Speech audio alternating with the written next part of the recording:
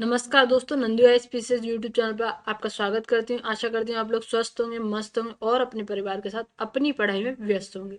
चलिए आज हम शॉर्ट न्यूज प्रोग्राम में एक आपके लिए सेशन लेकर आए हैं, एक्वेरियन अभ्यास। इसके बारे में जानेंगे ये क्या है ये अभ्यास और किन किन देशों के बीच ये हुआ है। तो ये है आपकी भारत और मालदीव की सेना जो कि एक्वेरियन अभ्यास के लिए तैयार है। भारत और मालदीव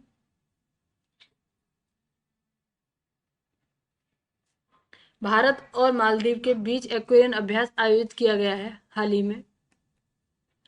ये है आपकी भारत की इमेज इंडिया की और ये है आपका मालदीव।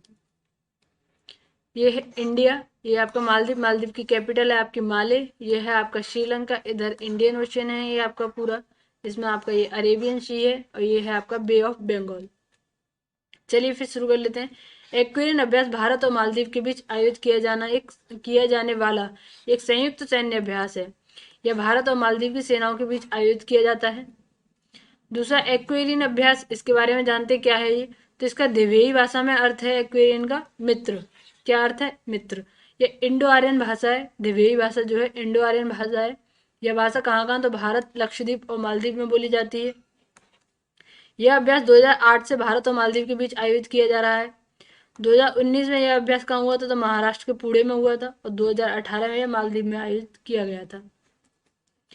एक्वेरियन 2021 के बारे में जानते हैं। तो यह 2021 का एक्वेरियन अभ्यास मालदीव में आयोजित किया गया है। यह अभ्यास भारत और मालदीव के सशस्त्र बलों के बीच अंतर संचालन को बढ़ाने के मतलब मुद्दे पर केंद्रित है कि भारत और मालदीव की जो सशस्त्र सेनाएं हैं उनके बीच अंतर संचालन बना रहे, इसके लिए किया गया है। इसमें काउंटर इंसर्जेंसी और काउंटर टेररिज्म ऑपरेशन भी शामिल है, मतलब कि विद्रोह और टेररिज्म यानी कि आतंकवाद को कैसे कम किया जा सकता है, इस पर ऑपरेशन किए गए हैं। 2021 में इस संयुक्त अभ्यास ने द्विपक्षीय और रक्षा संबंधों को बढ़ाने के लिए खेल और सांस्कृतिक गतिविधियों का भी आयोजन किया है। किन किन का? तो सांस्कृतिक गतिविधियों को बढ़ाने के लिए खेल और सांस्कृतिक गतिविधियों का भी आयोजन किया गया है इसमें। एक्वेरियन अभ्यास की आवश्यकता क्यों है?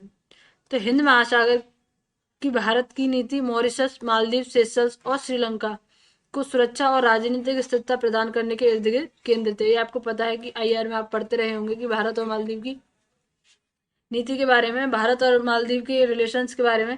तब आपने पढ़ा होगा कि भारत की जो नीति है हिंद महासागर में, वो किन किन देशों को लाभ पहुंचाने की या उनकी सुरक्षा पर केंद्रित है। तो मॉरिशस, मालदीव, सेशल्स, श्रीलंका, इनकी सुरक्षा प्रदान करना भारत का एक मुख्य उद्देश्य है। इसके साथ ही भारत का लक्ष्य इस क्षेत्र में चीन के बढ़ते प्रभाव का मुकाबला करना है, मतलब कि चीन का जो प्रभाव बढ़ रहा है उसको रोकने के लिए भारत इस क्षेत्र में आगे आने का प्रयास कर रहा है। लाभ क्या क्या होंगे इससे? तो इस अभ्यास से सेनाओं को एक दूसरे के अभ्यास और प्रक्रियाओं को समझने में मदद मिलेगी। ये सही है आपका। यह भाषा की बाधाओं को दूर करने में मदद करेगा। इसी के साथ हम अपना सेशन समाप्त करते हैं। सेशन आपको कैसा लगा कमेंट बॉक्स में जरूर बताइएगा। अगर आपको सेशन अच्छा लगा हो तो इसे लाइक कीजिएगा और अपने दोस्तों को भी शेयर करें। और अगर आप चैनल पर नए हैं तो चैनल को सब्सक्राइब करें। Thank you for watching.